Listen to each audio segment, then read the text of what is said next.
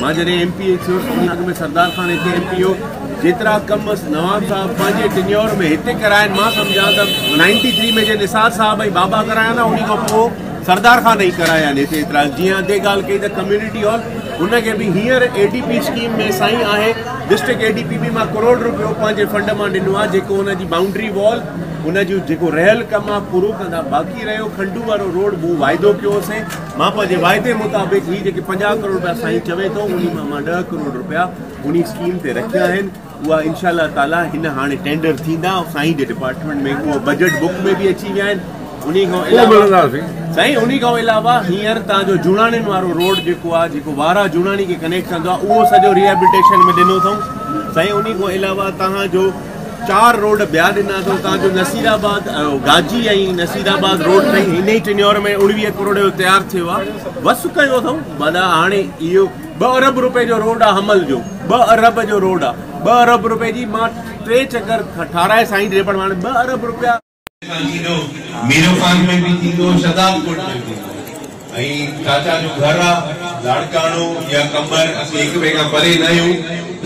ऐं असांखे का महिरूमी अलाए छाजे करे जनरल सेक्रेटरी साहब महिरूमी जी ॻाल्हियूं थो करे असांखे त ॾुख थो थिए हिन जो बाबा पोइ कंहिं बिलावल साहब हिते आहे इंशाअल्लाह ताला नेक्स्ट इलेक्शन में शदाबकोट में MLA बिलावल साहब या असांखे बिल्कुलु महिरूम न आहियूं ऐं असांखे निहायत ख़ुशी आहे उहे तव्हां बीहंदो असांजे ज़िले असां सभु गॾु आहियूं हिकु घर आहियूं हिकु ख़ानदान आहियूं असांजे हिते तमामु मोहबतूं आहिनि वारा जो शहर में। असां सभई दोस्त गॾिजी निकिरंदा आहियूं गॾिजी कमु कंदा आहियूं ऐं असांजे ज़िले तालके सदर तमामु हिकिड़ो जीअं लालू जी ॻाल्हि कई तमामु महिनती माण्हू आहे ऐं असांजो अब्दुल गफ़ार आहे हिते असां सभु हिकु फैमिली वांगुरु कमु कंदा आहियूं। को बि ॻाल्हि हूंदी आहे का शइ हूंदी आहे त सभिनि खां पहिरीं वठंदासीं।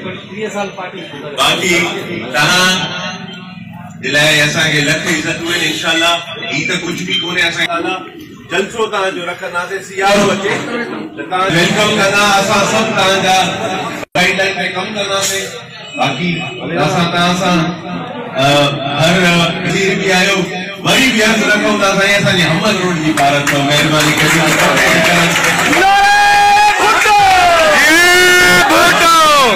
वज़ीर आयो त 2 चक्कर मां CM साहब खां लिखियल आहे तव्हांजे डिपार्टमेंट में पुॼाई आहे असांजी महिरबानी कयो असांखे इहो रोड ठाराइजो। बाक़ी खंडू रोड आहे हुन ते साईं मां 10 करोड़ रुपया पंहिंजे हिकु 50 करोड़ मिलिया हुन में 10 करोड़ रुपया रखिया आहिनि उहो इंशाअल्लाह ताला टेंडर बकाया 10 करोड़ जी भारत जे में इलाज में कंदासीं। पहिरें